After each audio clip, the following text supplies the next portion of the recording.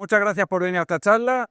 Vamos a hablar de guía rápida para integrar inteligencia artificial en tus aplicaciones. Entonces, vamos por partes. Primero, la descripción de la charla es una turra, entonces, claro, todo esto lo vamos a sintetizar. ¿Y lo vamos a sintetizar en qué? Lo vamos a sintetizar en estos 4 conceptos que es, oye, vamos a ver casos de usos reales, no teoría del mundo de Yuppie, de lo que podría ser y tal, sino, oye, algo real, con enfoques alternativos, es decir, desde algo hiper básico de un curl para interaccionar con la API de OpenAI, empezamos por ahí como lo más básico para verlo, y otras posibilidades que ofrece, y el tema de cómo estimar costes y técnicas de frontend lo hemos quitado. Oh, qué pena, Javi, pues yo es por lo que venía de la charla, es que está hablando todo el mundo de eso, es que ya hay 20 artículos, es que cada semana cambia el tema, entonces era como no tiene valor que nosotros nos pongamos aquí a hablar de esto. Entonces, no obstante, tenemos una buena noticia. ¿Por qué? Porque eso lo cambiamos, jugamos un poco los trileros, pero lo cambiamos por, hablar de embeddings, que creemos que ahí aún sí que hay como muchas cosas orbitando y abstracto, y es como vamos a bajarlo al terreno un poquito eso, y también tenemos ahí una incógnita, una sorpresita final que compensa con creces lo que habríamos quitado. Así que, si os parece, empezamos. Somos Rafa y Javi, tenemos un canal de YouTube, Codely TV, que si os suscribís, pues, fantasía en vuestra vida a partir de ese momento. Así que se agradece, compartimos conocimiento o compartimos cosas como las que vamos a ver aquí, de inteligencia artificial, de arquitectura de software, buenas prácticas y ese tipo de cosillas. Entonces, ahora ya sí, empezamos con la charla. Vale, entonces, seguramente muchos habéis estado trabajando con ChatGPT, con Claude, con cualquiera de estas. Lo que es no tan común, es común, pero no tan común, es el hecho de empezar a utilizar la API. Y la API es súper sencillita y encima está muy bien porque se ha vuelto como un estándar del día a día y todo el mundo que usa esta API, o sea, da igual que uses la API de ChatGPT, que Claude, que la que fuera, porque esta ha marcado las bases, todas son compatibles con esta. Entonces, conocerla está muy bien, básicamente. Por ejemplo, tengo una pregunta y quiero que me das una respuesta. Llamamos al endpoint de /responses, donde le pasamos, oye, te voy a pasar un body en JSON, importante, te pasamos el token. Hemos trabajado fuertemente para no hacer leaks de nuestros tokens en esta charla. Puede ser que pasa. Si pasa, por favor, no la filtréis más. Vale, después le dices qué modelo queremos utilizar. En este caso, pues, oye, GPT-4 mini porque más baratito y va rápido, bien. Pero si queremos un modelo que piense, pues uno que razone. Uno el que sea aquí, el que queráis. Preguntita, después le ponemos Jasín. Aquí tenemos la query completa. En este caso estamos preguntando dónde puedo aprender los fundamentos de la IA. Oh, sorpresa en lo que va a responder ChatGPT, ¿eh? A ver qué dice. A ver, está pensando. Dice que Codely es la plataforma educativa especializada. Mira, bien. Sabe mucho, ¿eh? Vale, entonces, esta es la estructura que tiene la API, muy sencillita. Básicamente haces la pregunta, curl, facilito de toda la vida, te da una response. Aquí, truquito, mete mucha turra, le gusta mucho ChatGPT o cualquiera de estas, empieza a meter mucho texto. Entonces, tradicionalmente, lo que hacíamos era empezar a decirle, oye, dame solo 2 líneas, dame solo una línea, un texto, lo que fuera. Pero la gente de ChatGPT, porque tiene observabilidad y está viendo lo que pregunta la gente y cómo lo usa la gente, dijo, si la gente está haciendo esto en nuestro input todo el rato, ¿por qué no queremos una parte que se llama instruction y lo dejamos ahí para ese tipo de cosas? En este caso, oye, respondes con una palabra. Aquí también veríamos los muy típicos de eres un experto, programador, matemática, lo que fuera. Pues todo también iría en este sitio. Y aquí, ¿Pero esto es lo mismo que lo del System Prompt? esto es lo mismo, pero no. Es el tip del día. Antes se podía hacer esto como esto es el System Prompt, donde configuramos el sistema y después con el User Prompt vamos hablando. Esta parte de poder instruction salió hace año y pico en la API de OpenAI y básicamente es algo muy, muy similar, pero de forma nativa. Y que en esta API no, que es la de Response, que es de ir y ya está, pero en otras APIs que es más de estar hablando todo el rato, que ahorra costes meterlo en la parte de instrucciones en lugar de tenerlo otro rato. O sea que en verdad no es lo mismo lo del System Prompt y el prompt de usuario, que decía, pero sí da igual, al final funciona igual, en verdad sí que hay diferencia. Hay pequeñitas diferencias. Vámonos. Sí. Entonces, con esto tenemos todo bonito, sabemos cómo se responde. Veamos a ver qué responde cuando decimos que responde con una palabra, a ver dónde puede aprender los fundamentos de la IA. A ver si nos sorprende esta vez. A ver. Miren, Codely. Qué bien. Espectacular. No me lo esperaba.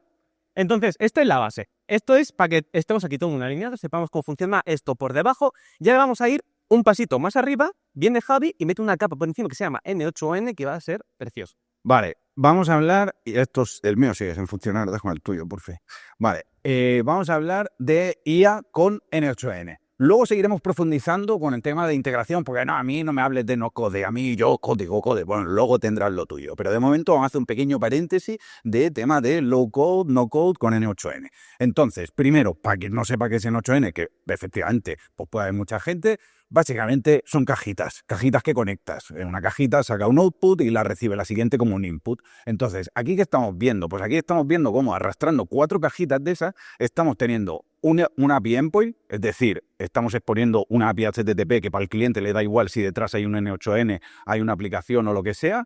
Luego estamos integrándonos con servicios que ya tienen integraciones nativas como Slack, por ejemplo, pero que podríamos hacer una petición HTTP a cualquier servicio que expusiera una API. Y finalmente también estamos teniendo algo súper interesante que suele ser de aquellas cosas que dices, joder, tío, ¿cómo me tengo que enfarragar para hacer simplemente un proceso asíncrono que espere 7 días para enviar el email? Voy a tener que, ni que sea en base de datos, ponerle, hacer un pooling o lo que sea. Pues O el Redis, te montas el Redis todo guapo, que se con el tele que te avise. Exacto, entonces esto ya nos lo haríais de serie simplemente con esa cajita que arrastramos. Al final pues voy a ser yo, que con el dedo no...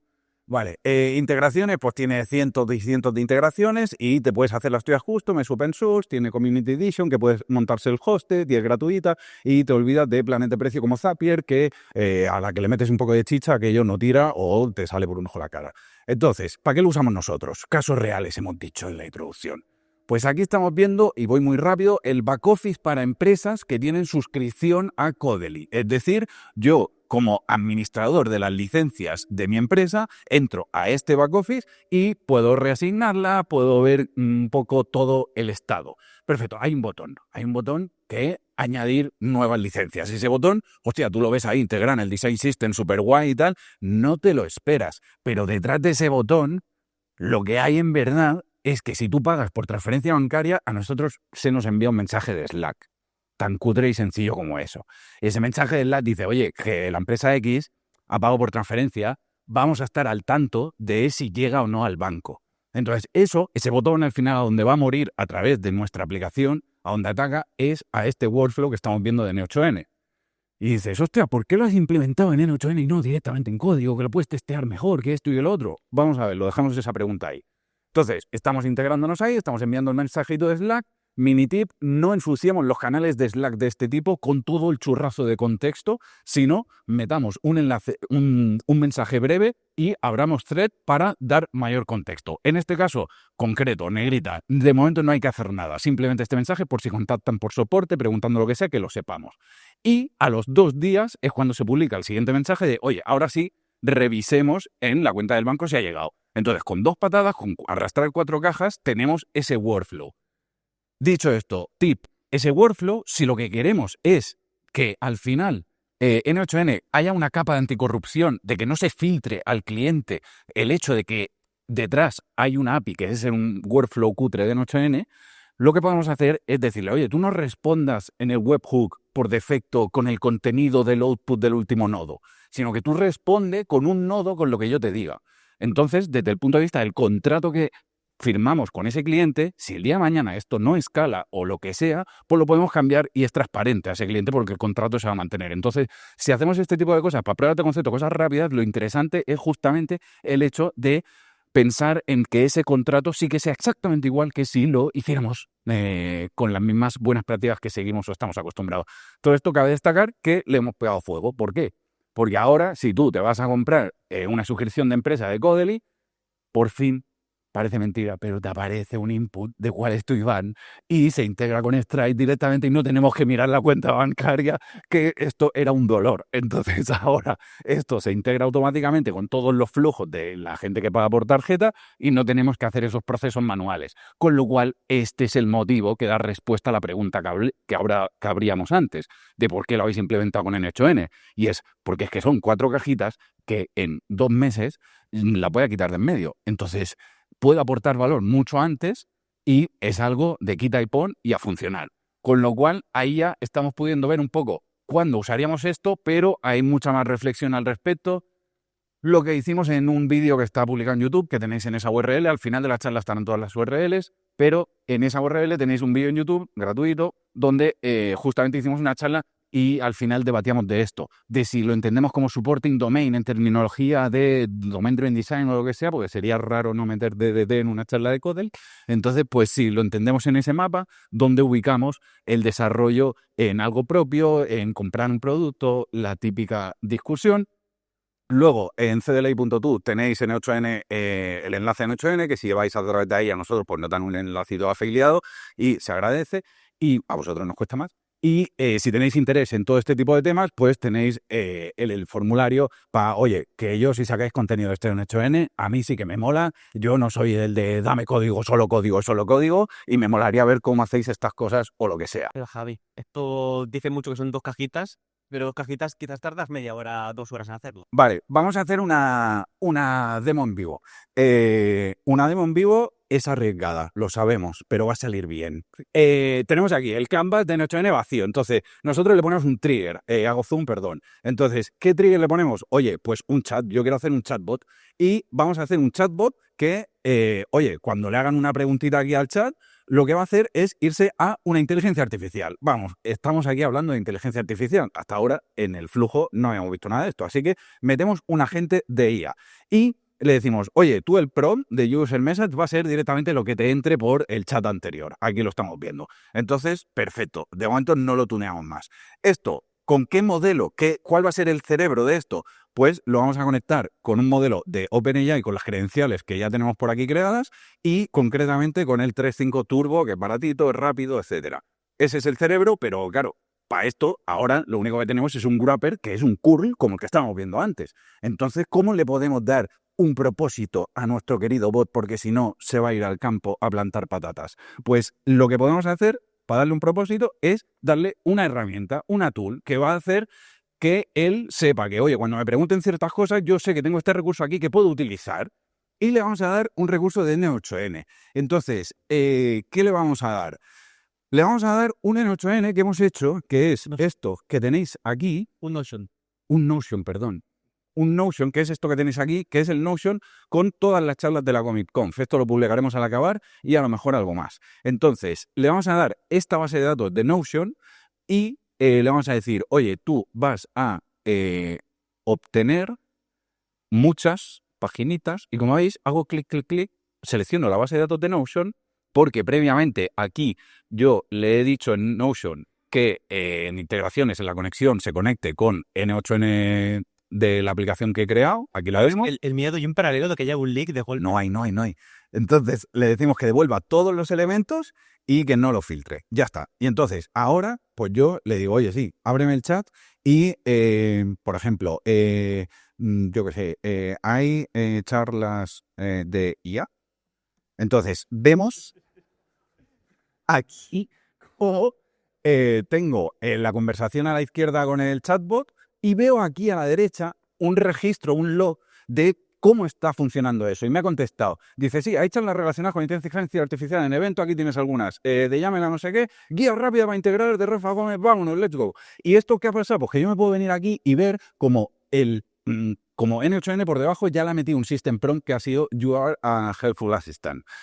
Y esto yo no lo he hecho, lo puedo personalizar, evidentemente, con 2 clics y tal. Vemos cómo ha utilizado, en este caso, la tool de N8N sin pasarle ningún input, porque no lo hemos parametrizado, y la response es la responde la API de Notion y ya está. Y vemos aquí finalmente cómo eso se lo pasa al modelo y me da la respuesta. Entonces, literalmente, en menos de un minuto hemos montado algo, oye, pues que parece que funciona. Entonces, Eso aquí, en lugar de conectar el Notion, le conectas el Slack de tu curro y le puedes preguntar cualquier cosa de mensajes que hayan pasado y tienes ahí tu base de datos en 2 clics. dicho esto, hay esa sombrita del principio que ya le salen las manitas y empieza a intuirse por dónde pueden ir los tiros. Pero de momento lo vamos a aparcar. Vamos a más profundidad. Sí, hemos empezado viendo las bases, un poquito del curl, cómo funciona todo. Hemos subido en N8N a ver cómo mágicamente con clic clic lo hacemos. Vamos a ver ahora cómo lo está haciendo N8N por dentro o cómo lo haríamos en Codely si queremos hacer esto, pero a nivel de código, no a nivel de cajitas. Entonces, si nos acordamos, el curl, sencillito, pero claro, en el código del día a día no trabajamos con Bash, ojalá, o sea, un proyecto en Bash sería ideal, pero trabajamos con lenguajes como podría ser JavaScript, por decir. Lo más común hoy en día, si te integras con IA, es que utilices o la librería de Python o la librería de JavaScript, pero también hay que decir que OpenAI tiene los clientes oficiales para Go, .NET y muchos más lenguajes. En este caso, lo interesante es que está muy bien hecha la API. O sea, la API ya hemos dicho está muy bien hecha y la API de la librería está muy bien hecha. Porque lo que han hecho es un 1 a 1 de lo que tenían en la API HTTP. Entonces, si vemos aquí, cuando instantiamos un nuevo cliente de OpenAI, le pasamos la API key o si no, la API de variable entorno, pero lo importante, lo que estamos haciendo aquí es decirle, oye, que sepas que la URL que vamos a atacar es la de api.openai.com. Hay otro parámetro que le podemos pasar que se llama base URL. Esta base URL, para los amigos, básicamente es decirle, oye, si estoy con Cloud, estoy con OpenRouter, estoy con otro sistema que me provee de LLMs, le pongo esa URL y porque la API es compatible, pues va a funcionar también, aunque sea la librería de OpenAI. No me hace falta meter ni line change ni nada más si quiero abstraerme de ello. Entonces, esta es la primera parte. Después también, lo otro bueno que tiene es que los métodos que nos devuelve esta clase son los mismos barras que tenemos arriba en la URL. Entonces, es súper sencillo de que, oye, si quiero una response, pues mira, barra response, create porque es un post lo que estoy haciendo. ¿Qué le pasó dentro? Pues lo mismo, qué modelo quiero utilizar, qué instrucciones le estoy diciendo y por otro lado, dónde puedo aprender fundamentos de la IA, el input. Pues hasta aquí, para decir, esto es como la base, cómo se utiliza la librería.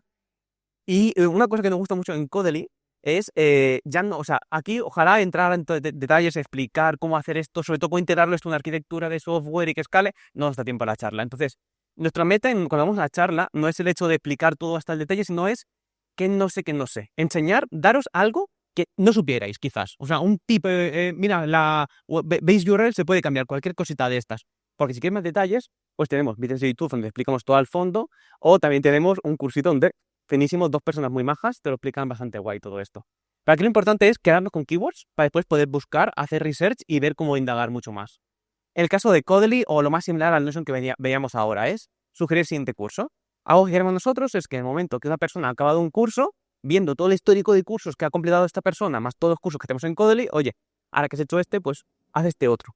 Y queremos que sea un sistema hecho por IA para que sea mucho más fino y que vaya mejor. Y de esta forma las sugerencias que sean buenas y haga que la gente haga más cursos y todo el mundo estemos más felices porque consumimos más Codely. Entonces, empezaríamos. El único cambio que hemos hecho aquí hasta ahora es la parte de instrucción. Le hemos dicho que es una persona experta sugiriendo cursos y que, importante, puede sugerir cualquiera de estos cursos. De ahí nos pasó un listado de todos los cursos que hay en Codely, para que lo sepa. Esto es el equivalente a lo que Javi ha hecho antes enchufando la base de datos de Notion. Le estamos metiendo todo el contexto. Hay un pequeño matiz que es que cuando lo hacíamos desde N8N funciona con tool calling. Aquí le estamos pasando por contexto haciendo rack. Ahora le explicaremos un poquito más, pero eso. De input, ¿qué decimos? Oye, dame 3 cursos a sugerir a alguien que ha completado estos cursos. Ahí le pasamos en listados de cursos que ha hecho esa persona. Pues mira, ha hecho el de DDD, ha hecho uno de IA y justo acabado ahora el de IA. Pues vale, con estos 2, ¿qué curso me sugieres? Esto de aquí puede parecer algo sencillo, pero tiene mucha amiga, porque esto va bien cuando tenemos, pues, 10 cursos y la persona completó 2 cursos. Ahí bien. El problema, que ahora iré, antes de esto me he saltado una cosa importante, es el hecho de, aquí le estamos pasando el contexto y aquí estamos diciendo qué acción hacer. Esto, antes hablamos un poquito del tema de instrucciones, de cómo iban. Una cosa muy curiosa es pensar que no es contexto y acción, que puede ser contexto y cosas variables, para pensar. Entonces, contexto. Le metemos también la pregunta de los 3 cursos y tal. Y la parte variable, la parte de input, la parte de usuario, lo único que te va a pasar es el listado de cursos. Con esto, por un lado, simplificamos mucho el prompt que tenemos aquí. Si lo va a usar pues un cliente con un chatbot, es mucho más fácil porque es, oye, te paso cursos, me devuelves esto. No tiene que el cliente escribir todo el texto de antes. Y además, lo que hablamos antes de optimizar costes, si está en la parte de instrucciones, cuando es en modo chat, pues ahorramos bastante.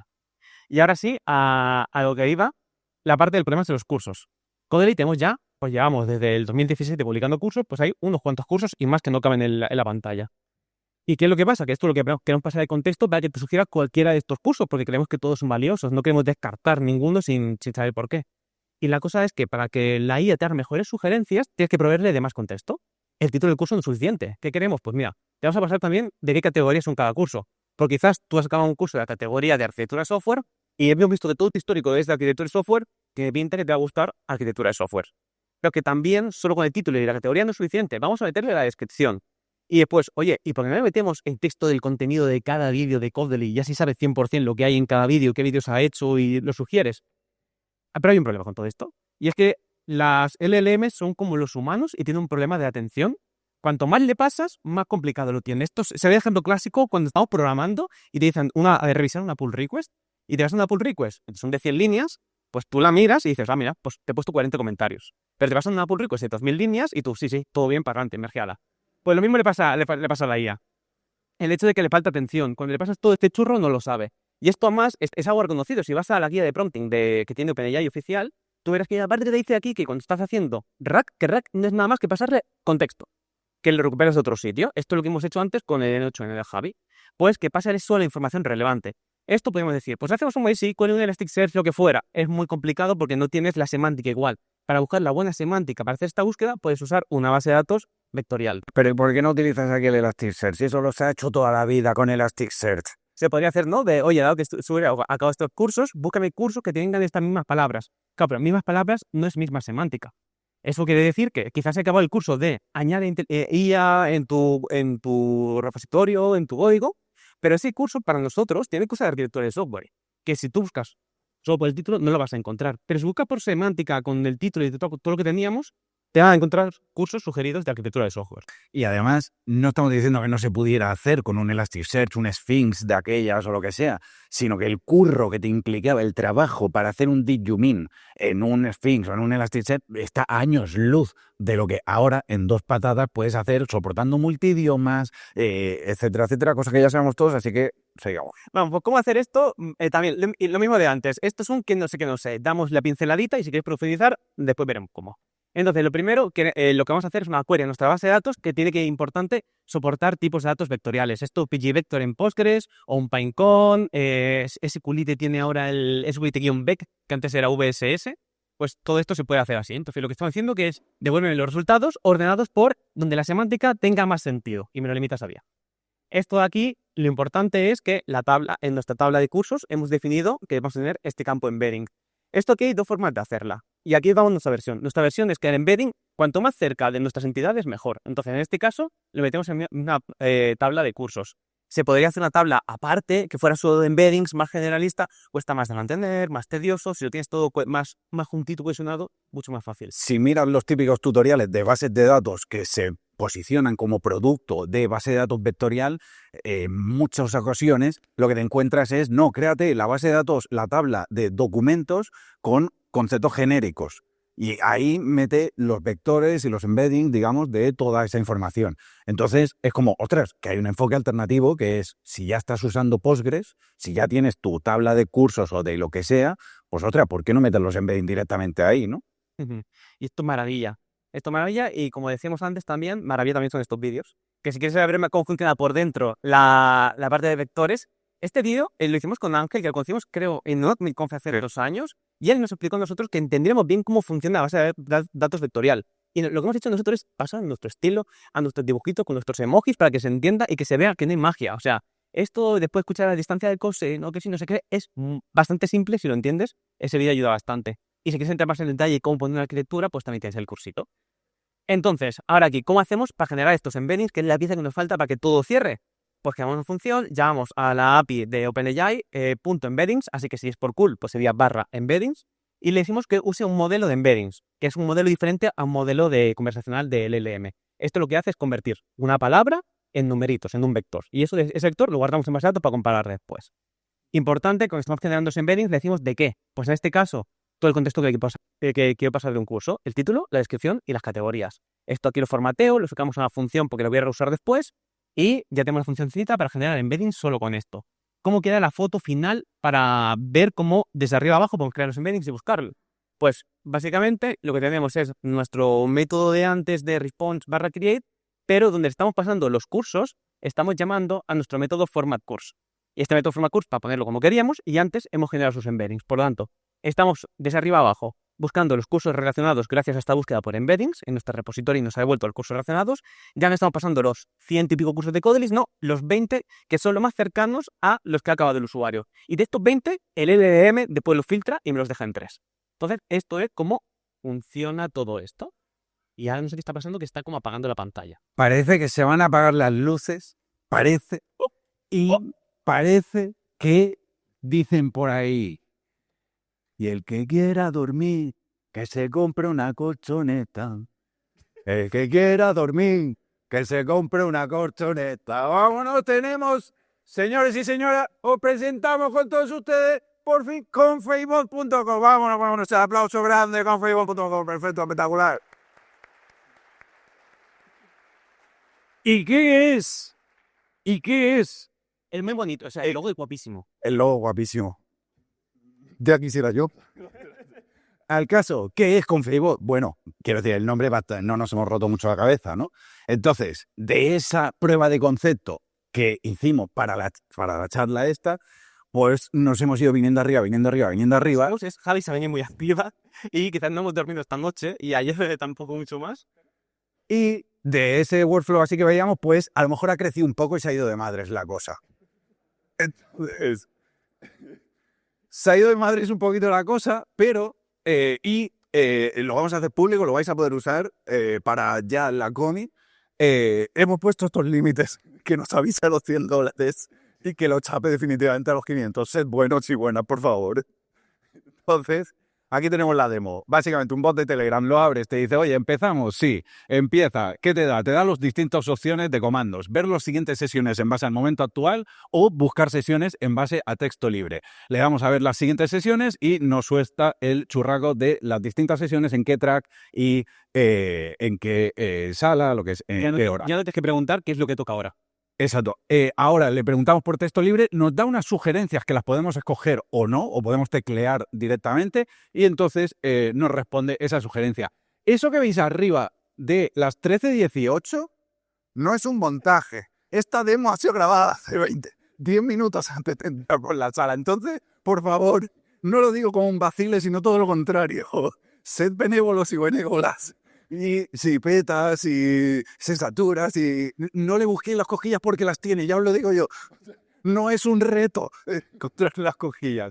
Con lo cual, lo podéis usar, simplemente tenéis que acceder a confibot.com, una landing riquísima, espectacular, con infinidad de detalles, y ahí ya os lleva al bot de Telegram desde que podéis jugar. Si tenéis un evento, una conferencia, gestionáis una comunidad y demás, está implementada la opción de añadir evento. Está implementada llevando un enlace a un Google Form. Pero, oye, ya es funcional, entonces ya puede rellenar el Google Form. Entonces, si os interesa esto, nos encantaría que fuera una forma, pues como aportar un granito de arena y vitaminar las webs de schedules y demás con algo así que nosotros que llevamos pues, años ya asistiendo a eventos y tal, la típica pregunta de, hostia, pero ahora qué toca. Entonces, pues pam, tener algo así mola.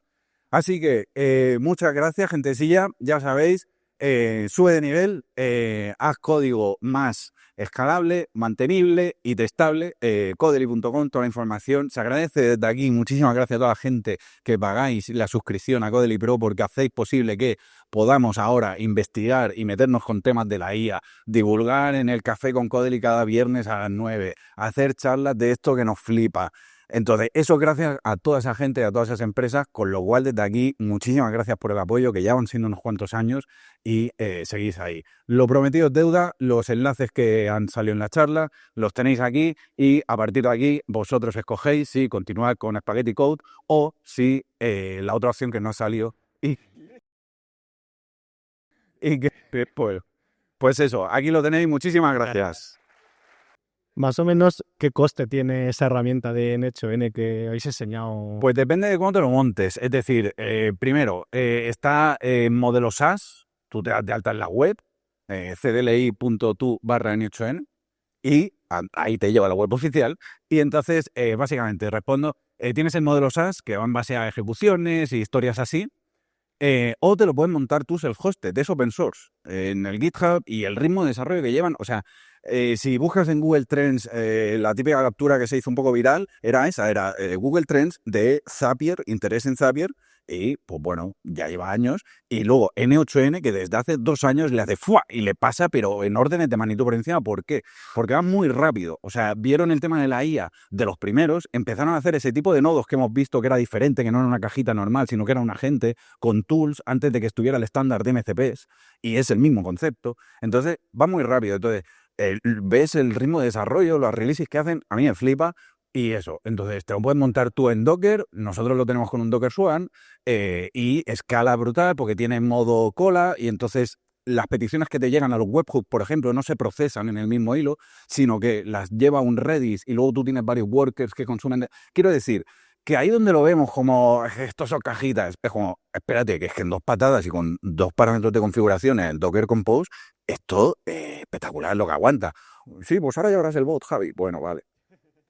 Pero Porque, por ejemplo, Dot, que habéis hecho, ¿cuánto podéis calcular o estimar que por cada llamada o por cada 10 llamadas puede costar?